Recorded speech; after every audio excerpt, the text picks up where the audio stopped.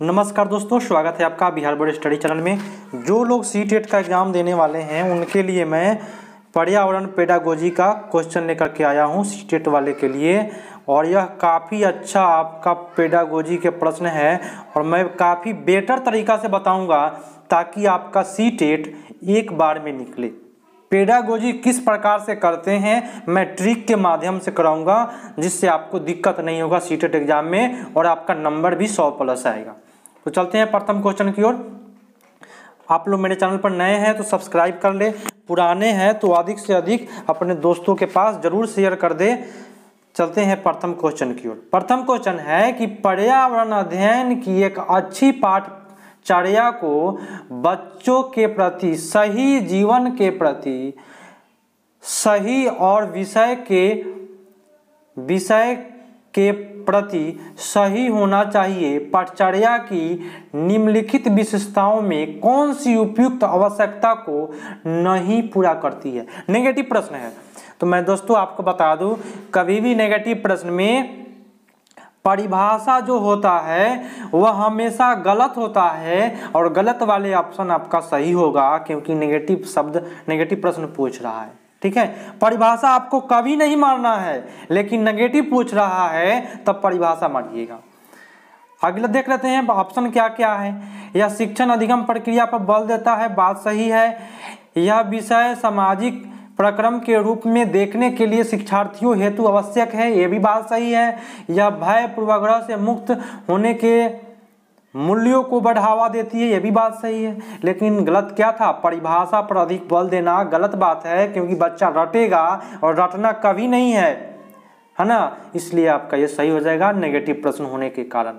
अगला प्रश्न है कि प्रयोगशीलता, खोजना, जांच पड़ताल और प्रश्न पूछना पर्यावरण अध्ययन के सक्रिय भागीदारी अनिवार्य तथ्यों का निर्माण करते हैं। ठीक है, एक शिक्षक खाना को जो हमें खाना चाहिए की संकल्पना के बारे में बताने के लिए निम्नलिखित गतिविधियों की व्यवस्था करती है।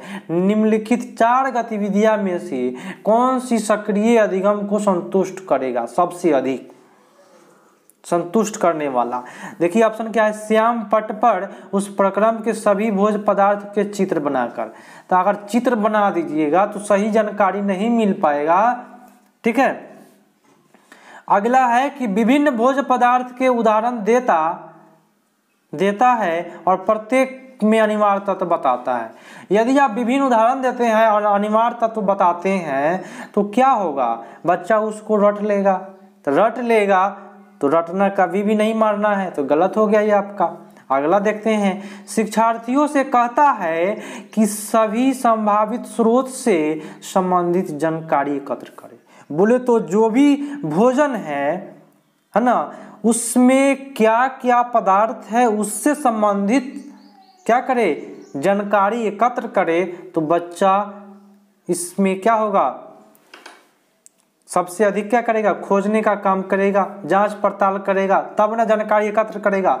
तो जांच पड़ताल करना बोले तो जानकारी एकत्र करना, इसलिए आपका सबसे देखिए ट्रिक मिल रहा है। जांच पड़ताल बोले तो क्या जानकारी होता है जांच पड़ताल से, तो आपका डी सही हो जाएगा। क्या हो जाएगा सही, सी सही हो जाएगा।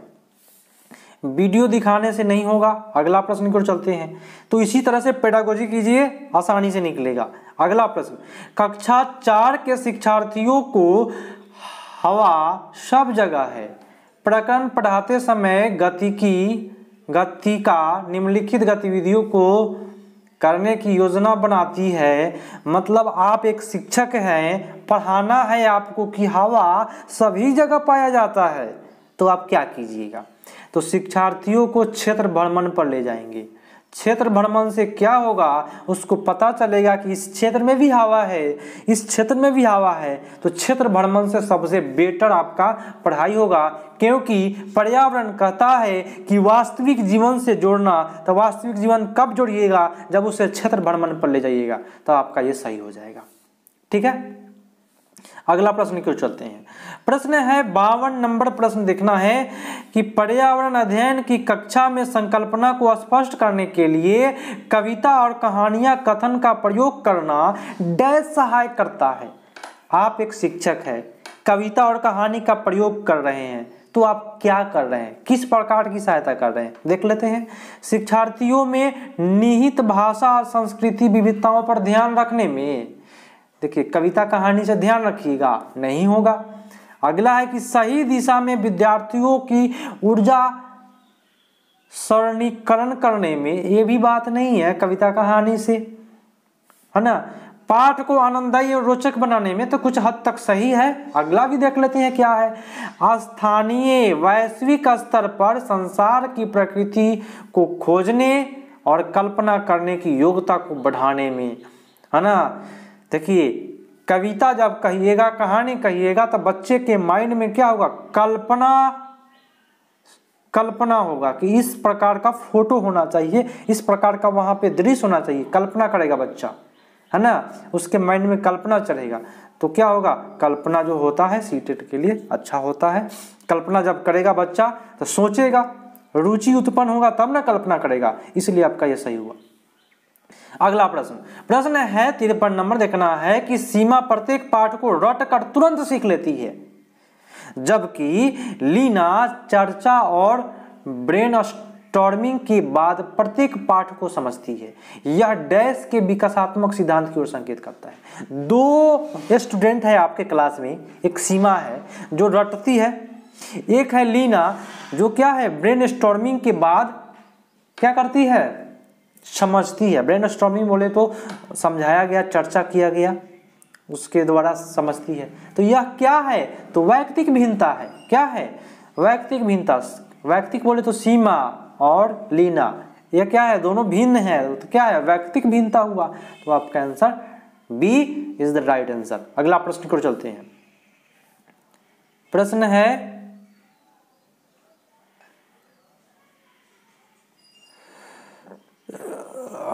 छोटा कर लेता हूं। प्रश्न क्या कर रहा है कि पर्यावरण अध्ययन की पाठ्य पुस्तकों में अभ्यास एवं गतिविधियों को डैश उपलब्ध कराना चाहिए। अभ्यास एवं गतिविधि को क्या उपलब्ध कराना चाहिए, यह बताना है आपको। 54 नंबर का आंसर बताना है। ऑप्शन देखिए, तो प्रकरणों में अंतर्निर्मित, सबसे बेटर शब्द होता है अंतर्निहित, अंतर्निर्मित सीटेट के लिए जो होता है वह सही होता है, याद रखिएगा।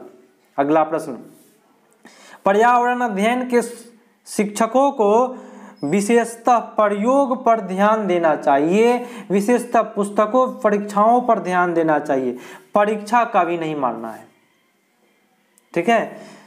बच्चों के दृष्टिकोण को स्वाभाविक एवं सम्मान करना चाहिए, अभिभावक के विचार को स्वीकार करना और सम्मान। अभिभावक से कोई मतलब नहीं है, तो 2 ऑप्शन तो मैं काट दिया, क्या तो बच क्या गया आपका, बच्चे के दृष्टिकोण को समझ स्वीकार करना चाहिए और सम्मान देना चाहिए। तो ये तो सही नहीं है पर्यावरण के लिए। विशेषतः प्रयोग पर ध्यान देना चाहिए, पर्यावरण प्रयोग पर ध्यान दीजिएगा तो सबसे अधिक बच्चा सीखेगा।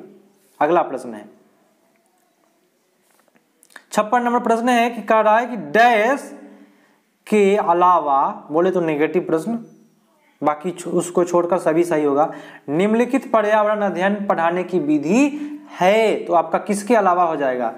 देखिए, सहयोग के द्वारा पर्यावरण पढ़ा सकते हैं, समस्या समाधान भी करते हैं, निर्देशित खोज, बोले तो मैं आप ही बताया हूं ना, विज्ञान पर होता है आधारित, खोज पर पर्यावरण अधिक आधारित होता है, तो ये सब सही है। लेकिन व्याख्या द्वारा स्पष्ट कराइएगा। खूब भाषण दे रहे हैं, खूब व्याख्या दे रहे हैं, तो बच्चा क्या होगा, उब जाएगा, ठीक है। इसलिए आपका ए सही हो जाएगा। अगला प्रश्न 57 नंबर है कि रोहन के विद्यालय में एक विज्ञान प्रदर्शनी का आयोजन किया गया था। इस आयोजन के एक उद्देश्य के साथ किया गया था। आपके विचार में कौन सा उद्देश्य सर्वाधिक उपयुक्त होगा, सबसे अधिक उपयुक्त कौन सा विचार होगा। तो विभिन्न व्यवसाय के लिए विद्यार्थियों को प्रशिक्षित करना। ये जो व्यवसाय शब्द है, बच्चों को पढ़ाना है, ना कि व्यापारी बनाना है, इसलिए आपका गलत हो गया। अगला है शिक्षार्थियों के लिए सृजनात्मक माध्यम उपलब्ध होना। ये जो सृजनात्मक शब्द है काफी बेटर शब्द है। सृजनात्मक बोले तो निर्माण करने का, उसके अंदर गुण पैदा करना, है ना, तो आपका ये सबसे बेटर होगा। विद्यालय का नाम प्रसिद्ध करना, ये गलत बात है। अभिभावक को संतुष्ट करने के लिए आप पढ़ाते हैं, आप शिक्षक हैं, आप अभिभावक को संतुष्ट करने के लिए पढ़ाते हैं, तो ये तो हमेशा के लिए गलत हो जाएगा ना। अभिभावक कभी मारना ही नहीं है। वैसे ऑप्शन मारना है जिस ऑप्शन में क्या हो, बच्चों के बारे में बोला जा रहा हो, शिक्षार्थी के बारे में बोला जा रहा हो, वो बेटर शब्द होता है और सबसे बेटर होता है सीटेट के लिए बाल केंद्रित ऑप्शन। ठीक है, और वह ऐसे पेडागोजी करते समय अपने आप को शिक्षक समझिए, तब कीजिए, एक बार में निकलेगा 100+ नंबर आएगा आसानी से। अगला प्रश्न, प्रयोग और प्रयोगात्मक कार्य करते हुए श्यामा का निष्पादन कक्षा में सर्वश्रेष्ठ है। श्यामा नाम है किसी स्टूडेंट का, निष्पादन वो कक्षा में सर्वश्रेष्ठ कर रहा है। ठीक है, उसे बहुत सृजनात्मक विद्यार्थी माना जाता है। ठीक है, निर्माणकर्ता विद्यार्थी या सृजनात्मक विद्यार्थी, इसलिए वह डैश द्वारा संकल्पनाओं को सीखती है। किसके द्वारा संकल्पना को सीखेगी, यह बताना है। अनुकरण बोले तो देख करके रट गई, तो ये तो गलत बात है। अनुकरण तो नकल करना, ये होगा नहीं। अभिसारी चिंतन, वैसा चिंतन जिसका क्या हो, केंद्र बिंदु एक हो, ये तो होगा ही नहीं। उसका सोच केवल एक है, नहीं, ये होगा नहीं। मॉडलिंग से होगा नहीं।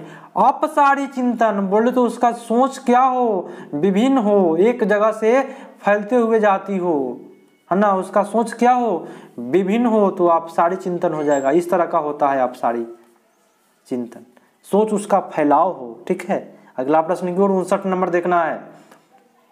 59 है कि सरिता की शिक्षिका उसे विभिन्न सामूहिक गतिविधियों में शामिल रखती है। अच्छी बात है, आप एक शिक्षक हैं, सरिता को विभिन्न गतिविधि में शामिल रख रहे हैं, जैसे समूह चर्चा, समूह परियोजना आदि। उसकी शिक्षिका सीखने के किस आयाम का अनुगमन कर रही है, सभी चीज में उसको शामिल कर रहे हैं, तो क्या अनुगमन कर रहे हैं ये बताना है। तो सामाजिक गतिविधि के रूप में सिखा रहे हैं उसको, सभी चीज में शामिल कर रहे हैं। ठीक है, मनोरंजन द्वारा होगा, ये नहीं होगा। प्रतियोगिता तो होता नहीं है ना 1 to 5 में। भाषा निर्धारित सीखना, तो भाषा तो इसमें हिंदी नहीं है, तो ये हिंदी सीखना है, हिंदी में भाषा होता है। अगला प्रश्न है, ध्यान से देखना है। प्रश्न है कि कक्षा 5 समीर अक्सर समय पर पर्यावरण अध्ययन की शिक्षिका के पास दत्त कार्य जमा नहीं करती है। दत्त कार्य बोलते हैं HW, होमवर्क जमा नहीं करती है। आप एक शिक्षक है, 5वीं क्लास के एक समीर है जो क्या करता है, होमवर्क पूरा नहीं करता है, जमा नहीं करता है। इससे निपटने के लिए आप क्या कीजिएगा, सुधार क्या कीजिएगा, कैसा उपाय कीजिएगा, कैसा सुधारात्मक उपाय कीजिएगा, ये बताना है। चलिए ऑप्शन देखते हैं। इस बात के विषय में प्रधानाचार्य को सूचित कीजिएगा। तो आप शिक्षक किस लिए है कि आप दूसरे को बताइएगा, है ना, ये गलत हो गया। उसे खेल कूद की कक्षा में जाने से रोकिएगा, ये भी क्या होगा, बच्चा क्या हो जाएगा, रुष्ट हो जाएगा, है ना, खेलने से रोकिएगा। तो अनियमितता के कारण का पता करना और समीर को परामर्श देना, तो ये आपका अनियमितता के कारण को, अगला देख लेते हैं ऑप्शन क्या है। उसकी अनियमितता के बारे में अभिभावकों को के लिए एक नोट लिखना। देखिए ये जो सी ऑप्शन है डी ऑप्शन में समाहित है और सबसे बेटर है कि अभिभावक को क्या करेंगे, नोट लिखना। नोट लिखेंगे, उनसे पूछेंगे कि क्या कारण है, क्योंकि होमवर्क जो होता है घर पर होता है, इसलिए हम उसके क्या करेंगे, अभिभावक से पूछेंगे कि आपका बच्चा होमवर्क क्यों नहीं कर रहा है। ठीक है, तब उसके अभिभावक बेटर तरीका से बताएगा कि क्या करता है, तब उसका निदान किया जाएगा। अगला प्रश्न है 61 नंबर कि वायु प्रदूषण आप पढ़ा रहे हैं, शिक्षक हैं, ठीक है। 4 अलग अलग विज्ञान शिक्षक 4 तरह की शिक्षण पद्धतियों का प्रयोग करते हैं, आप भी उसमें शामिल हैं। निम्नलिखित में कौन सी पद्धति ज्यादा उचित होगा, आप कौन सा पद्धति को ज्यादा उचित कीजिएगा, तो देख लेते हैं। देखिए मैं आपको बताया हूं वैसे ऑप्शन को मानना है जिस ऑप्शन में विद्यार्थी से संबंधित ज्यादा जोर दिया जाता है। प्रकरण पूरा करने के बाद अभ्यास कराइएगा, अभ्यास दिएगा, सभी प्रश्नों को उत्तर लिखवाना, तो बच्चा तो रटेगा ना, तो होगा नहीं। विद्यार्थी को वायु प्रदूषण पर वृत्त चित्र दिखाना, इस तरह से एक होता है चार्ट, वृत्त चित्र दिखाएंगे और लिख देंगे कि यहाँ पे ज़्यादा वायु प्रदूषण है, यहाँ पे कम है, यहाँ पे अधिक है, यहाँ कम है, इस तरह से दिखाएंगे वृत्त चित्र। तो ये तक कुछ हद तक सही है। अगला देख लेते हैं क्या है। विद्यार्थियों से कहना कि दीपावली से पहले और बाद में वायु के नमूने इकट्ठे करें और उसकी गुणवत्ता पर अध्ययन करते हुए निष्कर्ष को सारणीकृत करें।